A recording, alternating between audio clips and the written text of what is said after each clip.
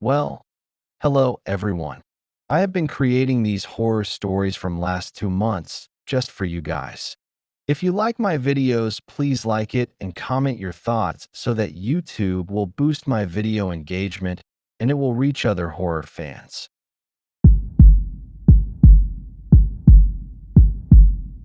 When I found the listing for the rental house, it looked too good to be true.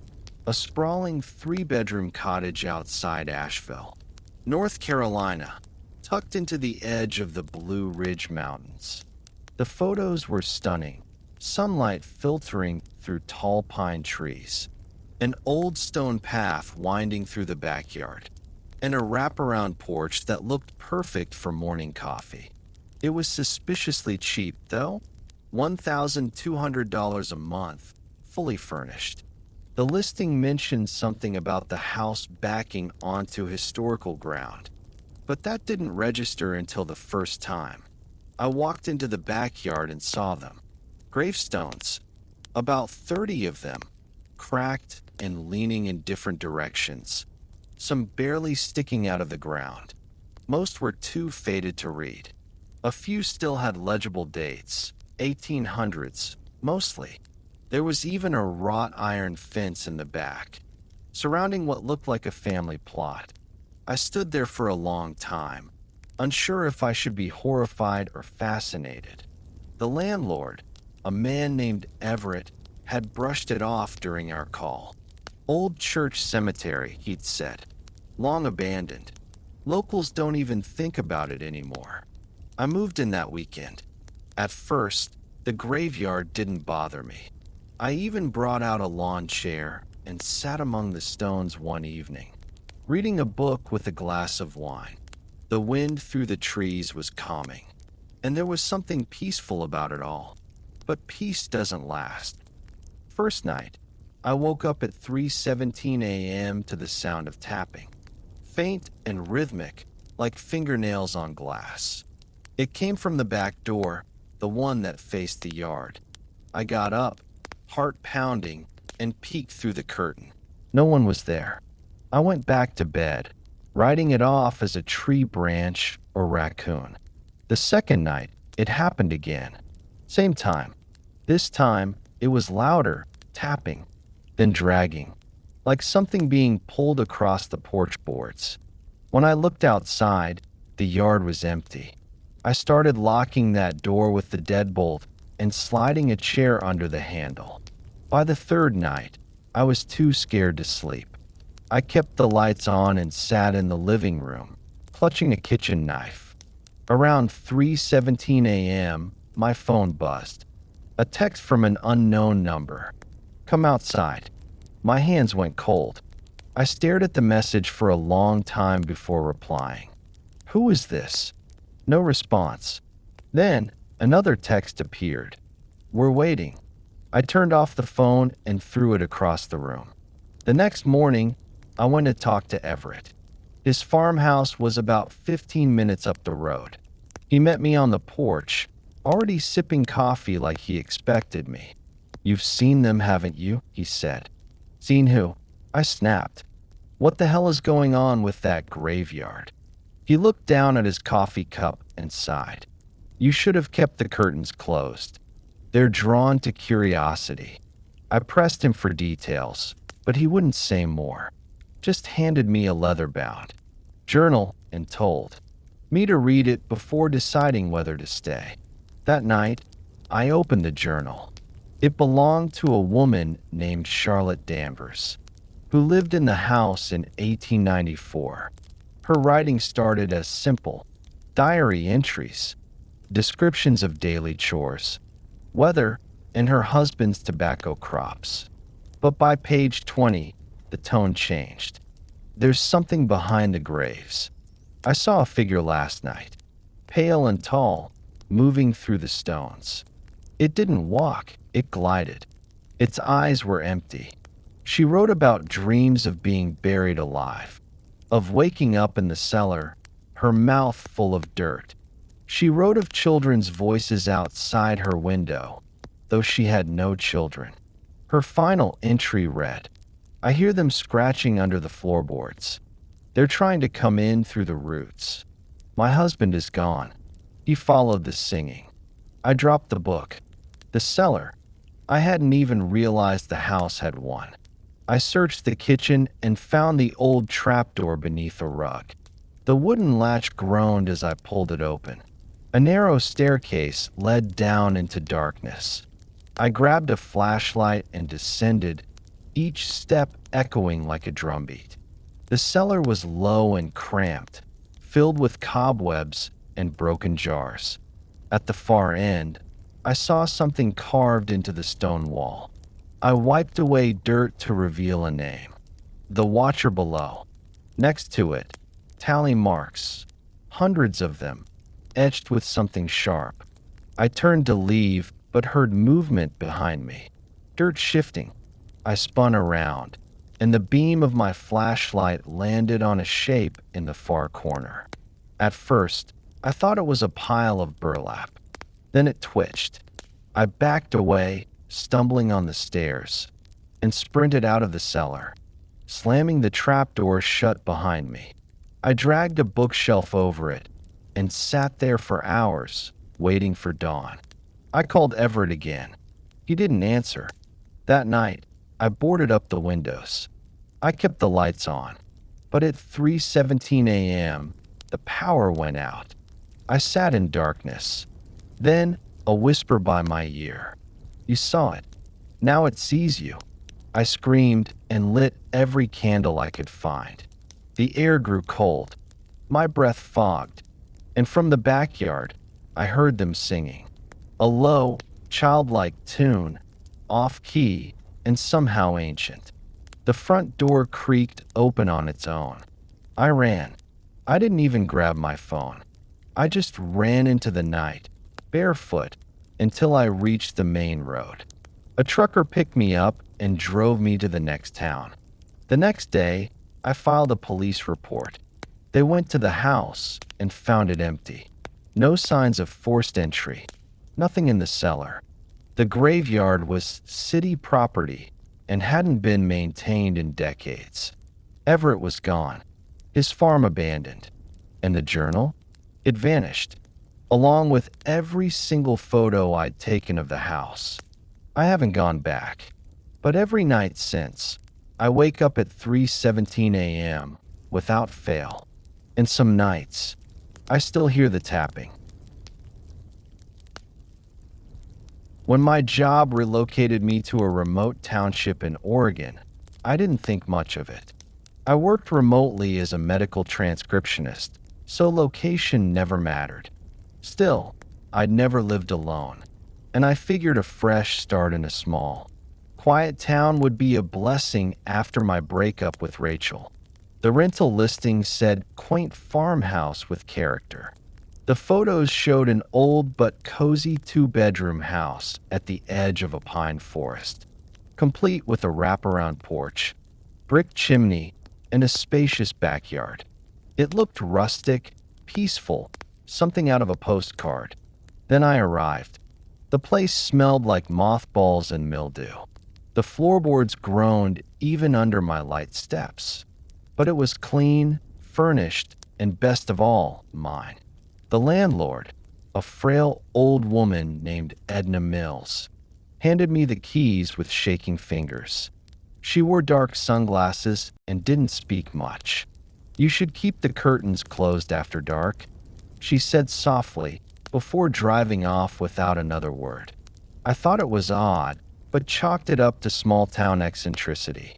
It wasn't until I unpacked and stepped out to explore the backyard that I saw the graveyard. It was subtle at first, just a few headstones half sunken into the earth, swallowed by moss and ivy. But the deeper I walked, the more there were. Dozens. Some toppled, some standing. No fence, just graves trailing into the woods like forgotten bones. That night, I couldn't sleep. The wind howled, trees creaked, and something about the house felt off balance, like it was tilted toward the backyard, like gravity pulled everything in that direction. I kept catching myself glancing at the back window, expecting something to be there. By the third night, the knocking started. I woke around 2:44 a.m. to a steady, rhythmic knock. It came from the back door. Soft, patient. I grabbed a flashlight and crept to the kitchen. But when I looked through the curtain, the yard was empty. The knocking stopped. I turned and nearly screamed. There were muddy footprints across the kitchen floor. Bare, human, and leading away from the back door. I searched the whole house. Closets, attic. Crawl space. Nothing. I tried telling myself maybe they were old. Maybe the mud had dried and I hadn't noticed.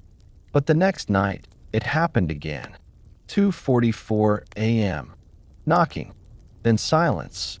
And that smell. It hit me like a wave. Wet soil and rot. I gagged and covered my nose. It was strongest near the basement door, which I hadn't opened yet. I found the key, unlocked it, and pulled the chain light. The bulb flickered on. The stairs disappeared into pitch black dirt. Not a proper basement. No concrete. No shelves. Just raw earth. The steps had no railing and vanished into a sloped pit of soil. I shined the flashlight. Footprints. Fresh, deep ones, like someone had been walking up and down the dirt. That's when I saw him. For a split second, just at the edge of the light, someone standing in the basement. A man, tall and naked, his body coated in mud.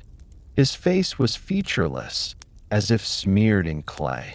I slammed the door and pushed a heavy cabinet in front of it. The next morning, I tried to contact Edna. No answer.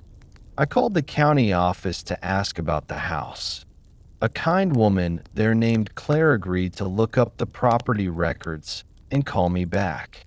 That afternoon, I dug around the graves. I don't know what I was looking for, proof, maybe, or names I recognized. One headstone stood straighter than the rest. Clean. Recent.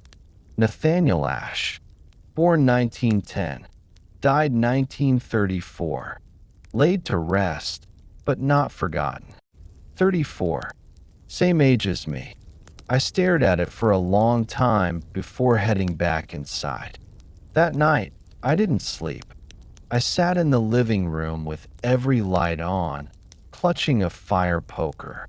At exactly 2:44 a.m., the power went out. Not just flickered, snapped off like someone cut the line. Darkness. Then the knocking. Soft.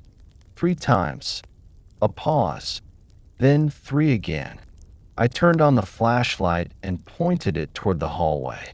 A figure stood at the end.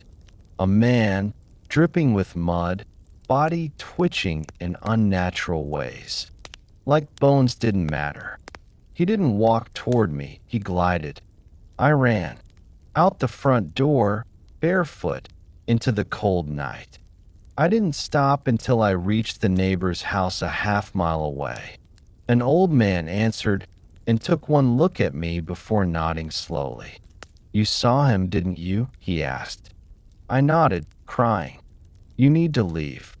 That house, don't forget." The next morning, Claire from the county office called me back. She sounded shaken. That property. It used to be a funeral home back in the 30s. A small one.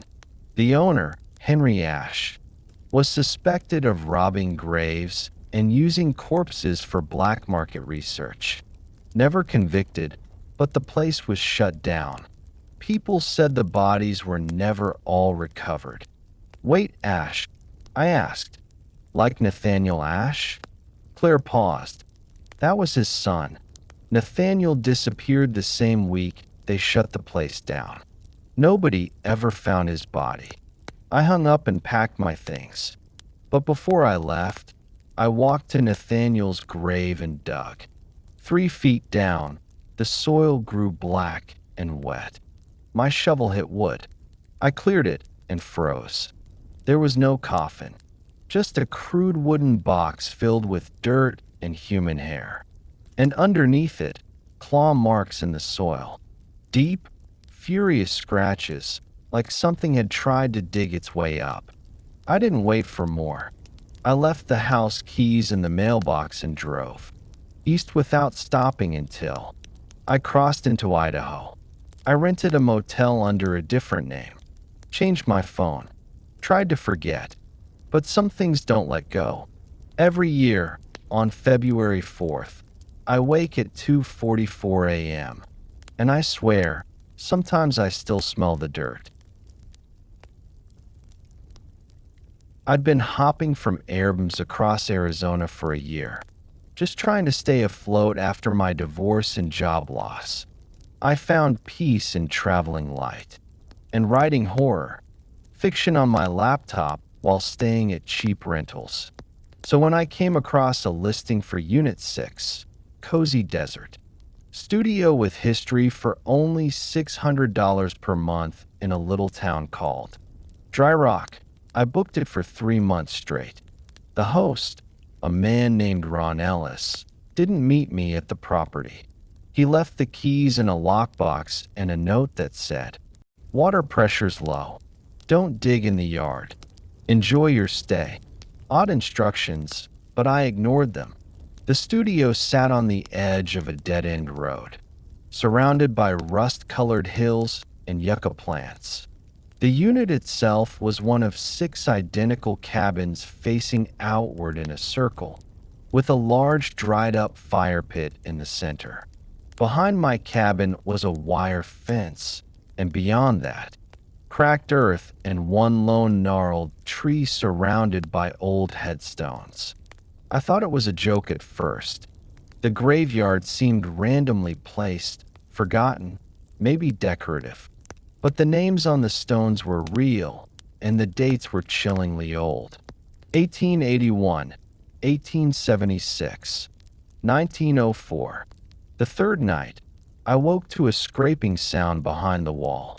I assumed it was rodents until I saw that the scraping came from the back door, where nothing but hard-packed desert and the graveyard sat. I turned on the porch light. Nothing. But the next morning, I found something unusual. A small pile of sand, neatly placed, right in front of the door. It hadn't been windy. The pile was too clean, too deliberate. Like someone had scooped it from underground and dropped it there. I took a photo and sent it to my buddy Caleb, a conspiracy podcaster. He replied instantly, "Dude, that's not a pile. That's a marker. Watch your ass." I laughed it off. Maybe a coyote. Maybe a kid. But part of me didn't believe it. Each night, the pile grew. Just an inch taller. Just a bit wider. Until it started to smell like damp cloth and copper. On the 6th night, I had a dream. I was standing in the backyard next to the pile. The ground beneath it pulsed like it was breathing. Then it cracked open, and a long, pale arm reached out. It wasn't human. The fingers were long, boneless, like roots pulled from the soil. I woke up sweating, heartbeat hammering. There was dirt under my fingernails. That morning, I went to town to ask questions. Dry Rock was a blink-and-miss-it place. But there was a diner with coffee that tasted like ash, and a gas station that doubled as a library. I asked the cashier at the gas station, an elderly woman named June, if she knew anything about Unit 6 or the graveyard behind it. Her face dropped like I'd cursed. "You're in Ellis Court? That place was shut down back in '97, she said. "You sure it's legal to be staying there?" I nodded, suddenly unsure. Used to be a mining camp back in the 1800s, before it was rentals. It was a temporary morgue for miners who died in cave-ins. Then they just left the bodies, built right over 'em. I asked her about the graves behind the house. June's voice dropped to a whisper. Those aren't graves. What do you mean? I asked. They're seals. That night, I didn't sleep. I sat in bed, watching the back door. The pile of dirt had grown into a mound the size of a small dog. Flies buzzed around it, even though it hadn't rained in weeks. Then, around 2 a.m., the power went out. Just like that. I grabbed my flashlight and turned it toward the back window. The mound was gone. Not flat. Not blown away. Gone. And in its place, something stood. I couldn't tell what it was. Humanoid, but hunched. Tall. Its skin was pale gray, stretched tightly over its skeleton, with no nose and wide black pits for eyes. It stared at the house for a full minute. Then it moved, not toward the door, but toward the graveyard, toward one specific grave. I should have called the police, but I was frozen, watching, documenting in my mind. That's what I told myself. But really, I was terrified. The next morning, the porch was clean. The dirt was gone, but a new crack had formed in the fence, leading directly toward one headstone. I walked out there with a shovel. I don't know why. I felt drawn. The headstone said, Davis L. Ellis, 1891 to 1909. Let him rest. Ellis, the same name as Ron Ellis, the Airbnb host. I dug. The earth beneath the grave was unusually soft. It peeled away like wet tissue. 2 feet down, my shovel struck wood. I knelt, brushed away the dirt, and found a box. Not a coffin, not even a crate. A small, handcrafted box, like something you'd put ashes or keepsakes in. There was a symbol carved into it, an open eye with thorns around it. Against every instinct, I opened it. Inside were 5 teeth. Human, blackened, sharp. Beside them, a scrap of paper with writing in red ink. He was not meant to return. He was buried with hunger still in his gut. We begged the soil to take him. Do not feed him. I left the box there and ran inside. I packed everything. Booked a room in Tucson. Called Ron Ellis. No answer. Then, 20 minutes after I left Dry Rock, I got a text from an unknown number. Put it back. I hadn't taken anything. But then I remembered. I still had dirt under my fingernails. A tiny bit of grave soil. Was that enough? That night in Tucson, I couldn't sleep. Something scratched at the hotel window. From the 2nd floor. The next morning, I drove back to Dry Rock to return the dirt. I scrubbed my hands in the desert. Poured bottled water over the graves. Apologized aloud. I haven't gone back since. But just last week, a new listing popped up in my Airbnb feed. Cozy Desert Studio Graveyard Views. Hosted by D. Ellis. The price was $13.13 a night.